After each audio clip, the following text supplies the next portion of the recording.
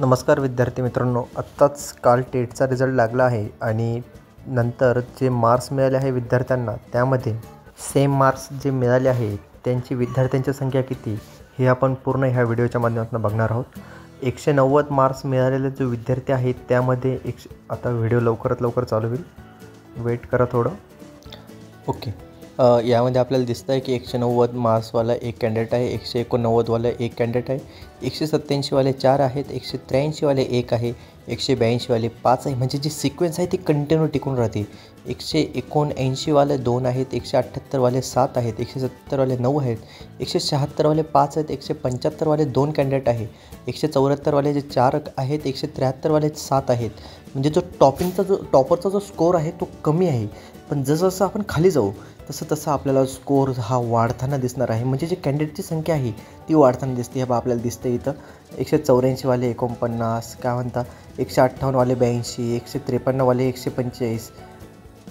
जसं खाली जाऊ तसं खाली जाऊ आणि जिथं आपण म्हणजे कमी मार्क्सवाले जे विद्यार्थी आहेत, 18 मार्क्सवाले 17 विद्यार्थी आहे, 17 मार्क्सवाले 9 विद्यार्थी आहे, 16 मार्क्सवाले 16 विद्यार्थी आहे, 15 मार्क्सवाले 15 विद्यार्थी आहे, 12 मार्क्सवाले 4 विद्यार्थी आहे, 11 मार्क्सवाले 8 विद्यार्थी आहे, 10 मार्क्सवाले 5 विद्यार्थी आहे, 9 मार्क्सवाले 12 आहेत, 8वाले 6 आहेत, 7 मार्क्सवाले 12 विद्यार्थी आहेत, 6 मार्क्सवाले 2 विद्यार्थी आहे, 5 मार्क्सवाला 1 विद्यार्थी आहे, 4 मार्क्सवाला 1 विद्यार्थी आहे, 1 मार्क्सवाले देखील 8 विद्यार्थी आहे आणि 0 मार्क्सवाल्यांची संख्या ही जास्त आहे.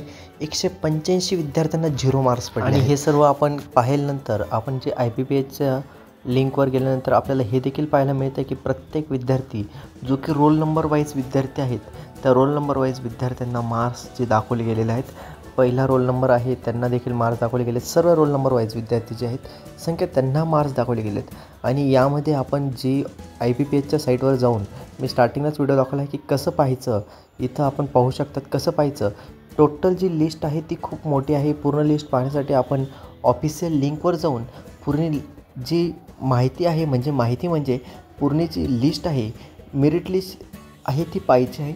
आणि मी तुम्हाला आधीच दाखवलं की किती विद्यार्थ्यांना किती मार्क्स पडले आहेत. म्हणजे 1 मार्क्स सेम मार्क्सवाले देखील इतके विद्यार्थी आहेत. जर आपल्याला कमीत कमी आपण 70च्या जर वरती असू तर आपण कुठंतरी चांगलं म्हटलं जाणार आहे. म्हणजे 70च्या वरती देखील विद्यार्थ्यांची संख्या ही जास्त आहे. पण 70च्या खाली जसं खाली उतरू तशी विद्यार्थ्यांची संख्या ही अजून वाढताना दिसते. म्हणजे कमी मार्क्सवाल्यांची संख्या अजून वाढताना दिसते. पण जर आपण 70च्या पुढे असू तर आपण काहीतरी एक अचिव्हमेंट केली आहे असं आपल्याला दिसून येणार आहे. 100च्या पुढं जर असेल तर अजून बेटर. 110, 120, 130, 140 जर असतील तर शुअर आहे की आपला जॉब हा फिक्स आहे.